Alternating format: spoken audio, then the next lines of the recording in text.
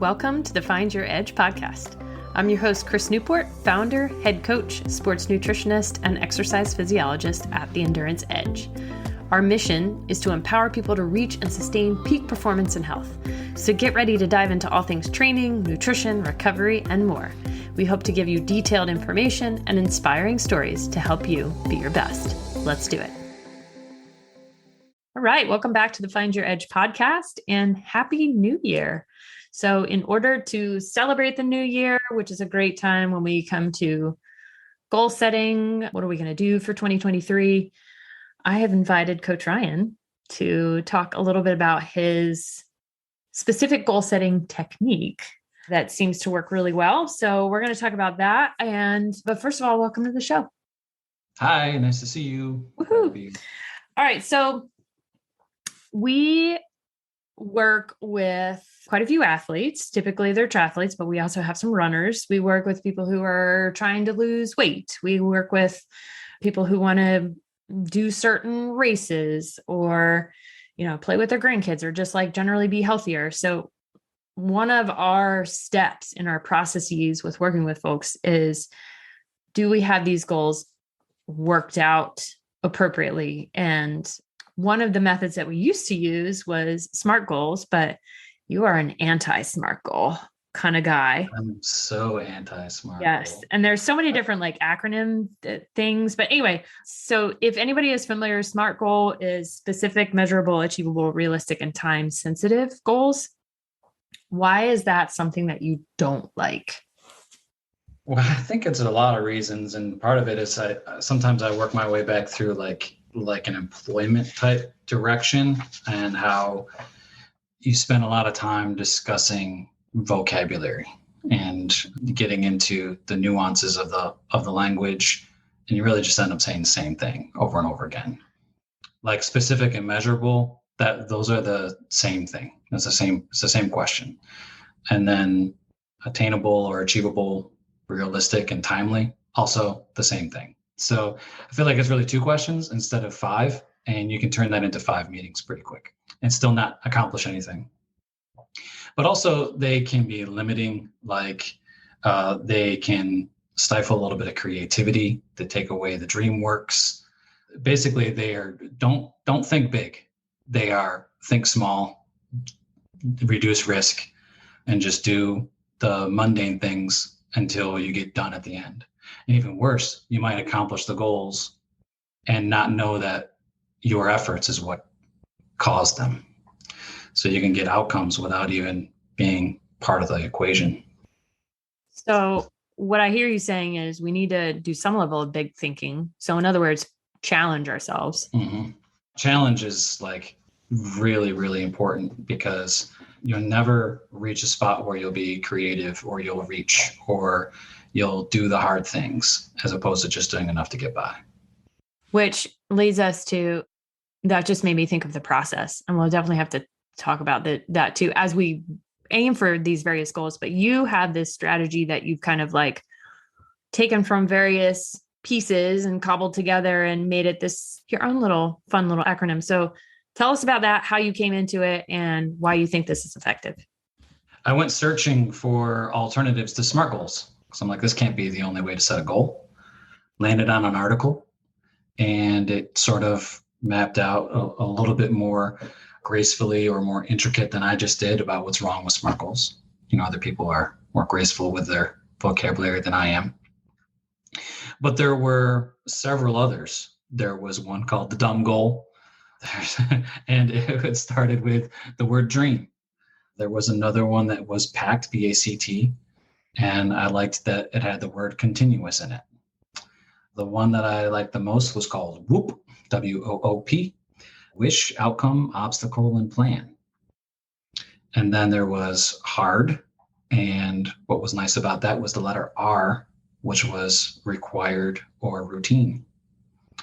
And then grow had vocabulary like obstacles and will, otherwise also known as motivation. So I was still looking for, and anytime we have a conversation with someone, we could always use one of those as a guideline or pick and choose from whatever you want to do. But it still didn't quite answer the question that I was looking for, to be more like triathlon specific. And I landed on asking questions first and then trying to find a way to fit them into an acronym. I juggled them around a few times and ended up with the acronym END UP, ENDUP. That's it. End of podcast. You're welcome, folks. Thanks for listening.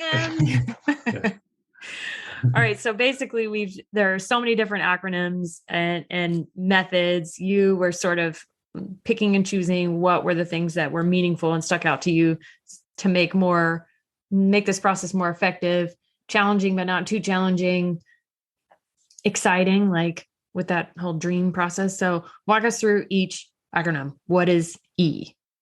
Yeah. And also to be valuing a little bit more of an emotional mindset, like the good feels. So because not often do we run across an athlete. We do, and maybe those that we do, Chris doesn't assign to me, the ones that want to qualify for a certain, race in the future or meet a certain power goal on the bike and things like that. They're very specific, get a podium and things like that. So specific and measurable for, I want to feel good at the end of the day, is not really, we're not going anywhere with that. So the E stands for itself, is to end up. So specifically when I'm working with an athlete and it's like that initial meeting, the intake, that's the question is, where do you want to end up at this process? You've signed up for a race, you've signed up to join a team, you've signed up for coaching. Where do you want to end up at the end of this? Where do you see yourself? Quite often I get a response that sounds sort of like, I want to finish the race, number one. But when I get to the starting line, I want to feel very confident that I did all that I could do to prepare. I want to enjoy my time while I'm out there. If I'm going to be doing a half Ironman and it's going to take me 6 to 8 hours to do that, I would like to enjoy some of that time. And at the end, I would want to feel really accomplished. And I want to feel like I did something really special and that I'm really proud of myself. And now that maybe other people are really proud of me too. So it sounds like they've got like a bit of this like visualization. Mm-hmm. Like, where do you actually see yourself? Okay. So we've got end up. Anything else on that? No, that's perfect. Sweet. All right. And then what do we have for the next piece? N stands for need. So what do you need to end up there? Usually the next question I ask is, okay, you signed up for the 70.3 in Virginia, Blue Ridge Ironman race. If you did that race tomorrow, would you have all those feelings? Feel like you were prepared, feel like you had a good time, feel like you were accomplished and that you even finished? And the answer is, no. So, okay, what do you need? What's missing for you to reach that goal? And what I'm looking for here are certain evidence of certain skills that they might be lacking or fitness levels. In some cases, it's knowledge. Like, I don't even know what questions to ask or know what kind of gear to have, things like that. In other cases, it might be that they need the guidance and the coaching. And also a hot item would be the accountability, then which actually might show up a little bit later also, and the sense of belonging, that social aspect piece. So usually those are the themes. And if an athlete's kind of struggling to identify their needs, then I'll say, what skills are you missing? What do you even know what you don't know, kind of thing. And that's usually what we're trying to do, is fill those gaps. Also time can show up. Instead of showing up at the end of a SMART goal and being timely, I need time to get there. It's going to be more than 3 weeks of training. It might be around 3 months of training or more. Mm-hmm. Yeah. All right, cool. So we got a lot of pieces in there. And then what's next? I think that with like one of my recent conversations, going right back to that Virginia race. In fact, there's two that I've been talking to recently, and the bike is their newest sort of lowest skill area where they feel like they have the most amount of risk or the most amount of opportunity to gain. So we know going in when we develop that plan that we got to work in that specific skill set and that specific endurance around biking because it's a difficult course. And they said they wanted to have a good time. Yeah, definitely. And sometimes it's difficult when you're just virtual with someone to like truly see, okay, what kind of bike skills are we looking at? Mm-hmm. So when we actually get physically outside with an athlete, that is a huge indicator, at least from my perspective, to see like, oh, okay, we need to work on shifting specifically or cadence, or can you drink while you're on the bike? Yeah, exactly. So exactly that. In fact, one of the clients is, she joined us last summer and we literally taught her how to ride a bike, or hadn't rode a bike since being a child, but a road bike and clipped in is another story. So we had to do a lot just to learn how to clip in and clip out. And then she was able to do enough to get through her first sprint, get through her first Olympic, and then sign up for a 70.3 this coming summer. But still, we talked about like, I don't even know, like, I don't think you can scratch an itchy spot on the side, take your hands off the handlebars, or, if you're, when are you going to drink on the ride? She's still a tough person that would have to pull over and get something to drink, which is an option. You can do that. Yeah, take a break. For sure. Just but knowing, also, like, building that. Want to just keep pedaling too. Yeah, for sure. Like building that into the plan of like, okay, well, our estimation is it's going to take you this long, and can we do it? And we're going to have to stop and take this many breaks. And how many people say, like, we as coaches, we kind of giggle about this a lot, and a lot of people in triathlon, we giggle about how, you pull up on somebody and you say, you can change your gears, you can actually shift, and they're like, nope, not ready. They would rather just keep mashing their pedal instead of shifting that lever 3 times to get into easier gear. That's too hard. Yes, I agree, which is interesting, and it everything has like such a fascinating journey, and that's what I love about this job is that, like, the client you just mentioned, she came in and was like, I don't even know how to ride a bike.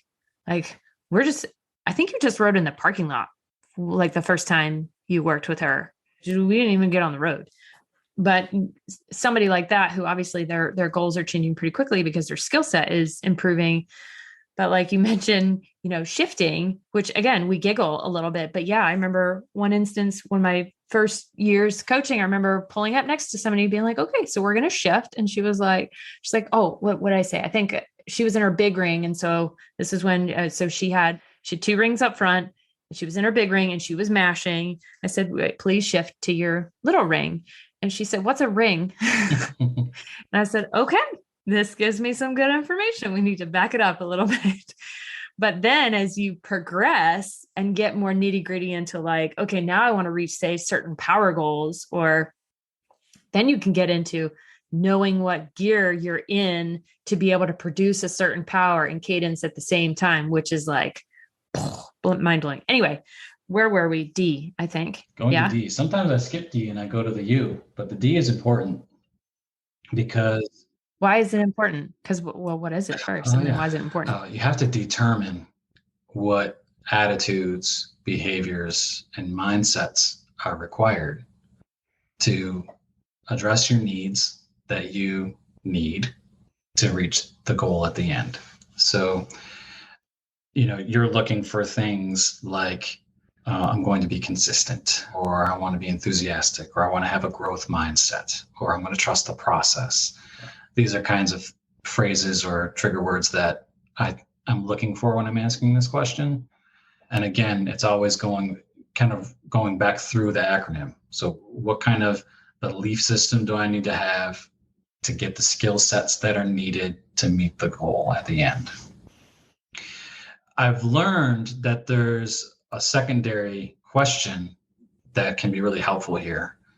Instead of just saying, what attitudes and beliefs do you need? I've learned to ask, what are some attitudes, behaviors, and mindsets that you currently have or that you used last year that you plan to continue doing? Because you're a very successful person. you're a very successful athlete, you didn't just happenstance on that with bad behaviors. Sure, there might have been some things that you want to improve on, but we'll get there in a second. What things you want to make sure that you take with you into this next season? And asking some athletes stuff like that, even around New Year's resolutions, is kind of fun because it's not all about change all the time. It's about being satisfied with what you've done and focusing on these were good things and I want to continue to do that. And I'm going to continue to do them well. And then you say, well, what were some things that you tried that you had trouble maintaining? What were some things that you wish you had done? And what are some things that are missing from that belief system, your attitudes and behaviors that can help you? And then you kind of identify habits. You work habits there. So in a way, you're kind of asking the athlete to high five themselves. Mm-hmm. Like that. Hey, look at all the cool things that's gotten you to this point. What are you going to keep doing? And let's give a little virtual high five there. Well, it's kind of a problem with growth mindset because we always want to do better and we want to always keep reaching. And sometimes you kind of feel unsuccessful because you still feel like you're reaching, instead of sort of plateauing for a minute and living where you are and sort of being proficient in the area of your development of where you're at, instead of what's the next step, because eventually you're going to hit a spot where I guess ability beats potential. And then you can kind of feel I just don't feel like I'm getting anywhere, because when you really are, you're just always growing. I think that's a testament to a lot of things that are on social media. Mm-hmm. I mean, that's Garmin's whole hashtag beat yesterday, right? Yeah. Mm-hmm. Yeah. I just heard you griping about social media before we got on our meeting. Oh, yes. I am not. Yeah. Don't follow me on social media. I don't post anything. You can follow the Endurance Edge. We have a great social media manager. She's awesome. But yeah, it's messages like that I think people are oh, well, I didn't progress that quickly, or again, maybe it's something with mindset or not being able to actually see the improvements, or somebody like us to point them out, hey, look, you're making progress here. And imposter syndrome and comparison syndrome. Everything's a syndrome. But yes, just those are traps that actually get in your way, which move right into you, by the way, the letter U, not you, the person, the letter U. Oh, okay. Well, let's talk about you. You, the letter. You uncover the predicted barriers and challenges. One of the things that SMART goals definitely don't do is to consider any glitches, hardships, challenges, or even because there will be. Let's just put that out there. Yeah. Always there will be. Yeah. And for this one is more like the predictable ones, you have to be flexible to deal with things that come up, things that derail your plan. But also there are some things that you can predict, like your calendar, your work-life balance and family balance, even financial things, your existing medical conditions. You might have some barriers physically. That knee that always gets messed up because you injured it in high school or whatever can get sort of problematic. So these are the things that you're listing as I'm uncovering the barriers and challenges right now that I expect to get in the way. But I have these attitudes and behaviors to cope with them, which will support my ability to increase my skills and the things that I need to end up where I want to be. So it kind of sounds like you're visualizing what you want, then identifying what you need, but also visualizing, okay, well, almost like a worst case scenario. Mm-hmm. Here are all the things that can happen. And are you creating potential solutions, or is this just no, we're just laying out what could happen? Right. Yeah, I think more like that, laying out what could happen and knowing that you have the wherewithal to manage it. You expected this to happen. You even identified it on your calendar, saying you're going to be going on a wedding trip for 3-4 days. So that's sort of predictable. But nitty gritty, you can predict things that might revolve around your emotional well-being as well. If you have certain patterns with your mental health or ways that you respond to stress, or understanding that when your work life has projects like around the quarterly due dates and things of that nature, that you know that you might struggle with your nutrition, or might miss a few workouts because your responsibilities are pulling you in a different direction and stressing you out, stuff like that. It's about being realistic and understanding yourself. Yeah. That's shameless plug, I feel like, for a coach, because especially the athletes who I've coached for years, I think sometimes maybe not sometimes, we're taught as coaches, like, this is how you get an athlete from point A to point B. Like, you've got X number of weeks, you build them up in this specific way, and then they do the race and the end. Mm-hmm. Well, that rarely happens. We either have several races, or we have, like you had mentioned, like, okay, well, I'm going to a wedding, or I had an athlete this weekend who just tripped and fell on the trail and she injured her shoulder. And that might be a 2-week wait. That might be a 4-week wait to like get things better. So just navigating the different barriers, the different things that go on with life, but still keeping it like, okay, I still know that this is my goal, but what can we get accomplished and what different ways can we accomplish it? Like, okay, well, we're not going to be in the pool because you injured your shoulder. That's fine. Don't worry about it. Let's keep focusing on this, this, and this. And I think sometimes when people are navigating that process on their own, it's overwhelming. And then either they quit or... Well, they might decide it's just not worth it, Oh, yes. Yeah. Or they don't know how to get back to where they left off. Or they feel like they've lost everything that they've worked for. Mm. Now, I'm not the nutrition guy, but I do know that I'll just make it about myself. If I try to not drink beer for, I don't know, however long I feel like that, and then I have one, well, then I might as well have whatever else is in the fridge and keep going, Yeah. So you're the anti-dry January. I'm actually anti giving things up completely, but.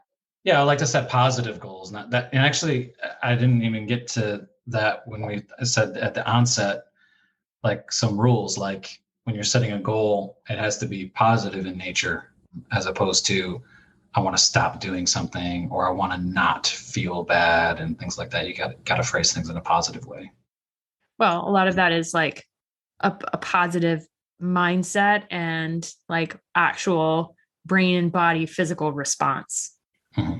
Like, you're not going to get this lovely dopamine hit from being like, I'm going to stop doing X.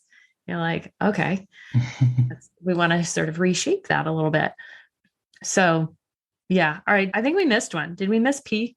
I think we missed P. We just didn't get there yet. We didn't miss it. Oh, okay. You and I, we like to go on our little tangents. Yep, we do. Well, it's easy. Can either be for plan or for perform, the P. The coach will do the planning. The athlete will do the performing. And we'll check in on the process.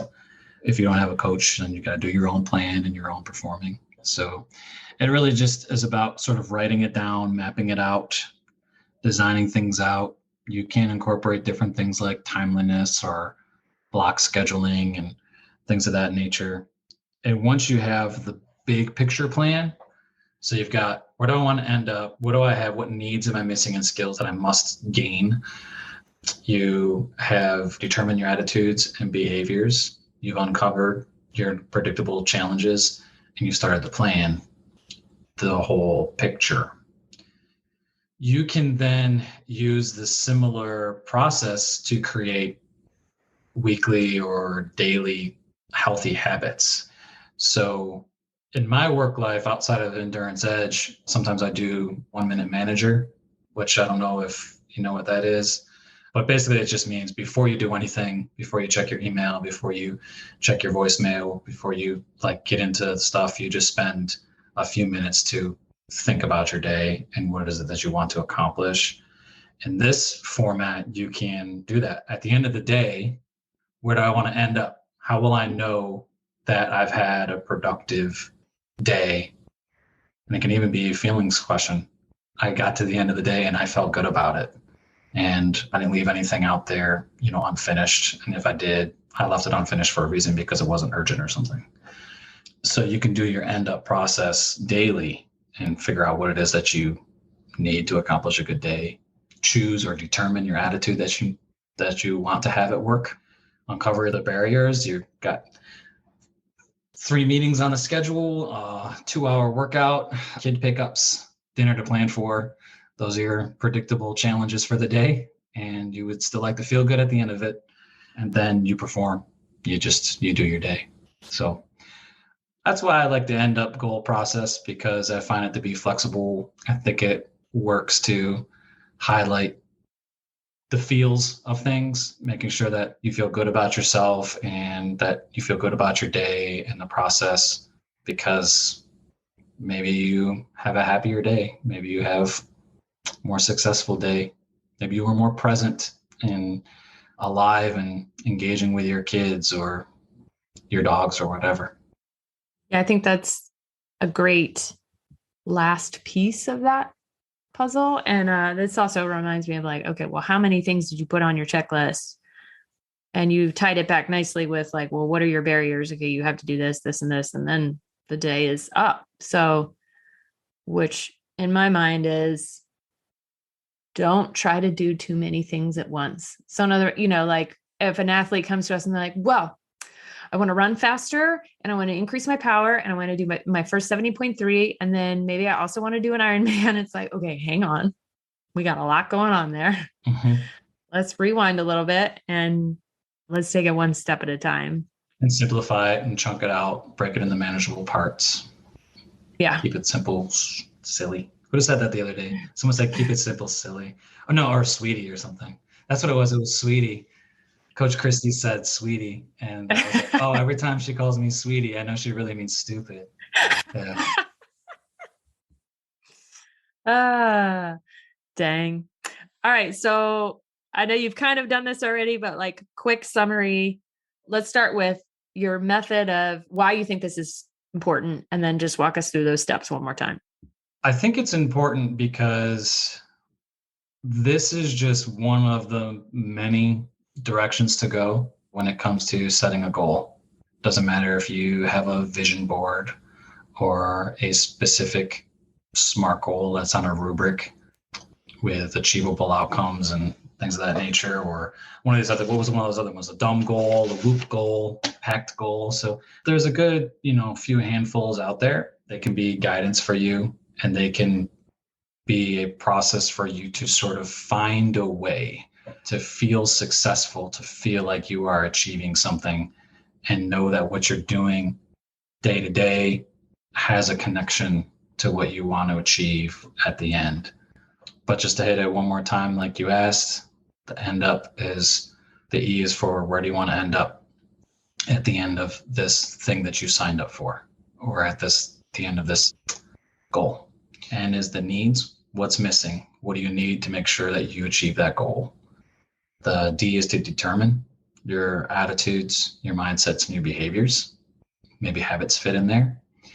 And U is to uncover the predicted challenges and barriers. And P is to perform, move forward, act as if, and just move on like you got everything you need and just keep pushing on it. And then enjoy your race. You set a goal and work with your coach beforehand with a race plan to say, here's moments where you might feel tired. Make sure you look around and take in the scenery. Make sure you recognize that when you feel a little bit of exhaustion, also engage in the confidence that you have that you've done what you need to do to prepare for that moment, and understand that your experience with having nutrition out there on the bike ride or out on the run can change how you feel in about 5 minutes. So anybody can do anything hard for 5 minutes, and then, your nutrition's kicked back in and you feel a little bit more energized. So it gains confidence, it gains good feelings. And at the end of the day, you are proud of what you've done, and you can brag to other people if you want to, and other people will be proud of your accomplishments too. End of podcast. I really want this podcast to end. Ryan, I'm so proud of you. I'm still so nervous. Well, Ryan, we appreciate you coming on, and you covered your nervousness well. Are you sure that was a glass of water or was that a beer? It's clear. I'm just kidding. So I think it would be really cool if we had this in sort of like a PDF form, and maybe people can download, and if they want to sort of play with it on their own. I find the power in doing this with somebody else who is especially well-versed, like a counselor or a psychologist or somebody who's particularly well-versed in motivational interviewing, to be able to like extract more information from you with the right questions. Mm-hmm. But that doesn't mean that you can't do it on your own. Would you agree? Absolutely. Mm-hmm. Cool. All right. Coach Ryan, nice job. So proud of you. It's getting warm. And everybody out there, have an awesome 2023. And we will catch you next time. Bye. Thanks for listening to the Find Your Edge podcast. If you like what you heard, don't forget to subscribe on your favorite podcast platform so you never miss an episode. And if you're interested in learning more about our endurance coaching, sports and wellness nutrition, metabolic and sweat testing, triathlon training team, or our triathlon training library, be sure to check us out at theenduranceedge.com. And don't forget to follow us on social media at The Endurance Edge. Thanks again, and we'll catch you next time.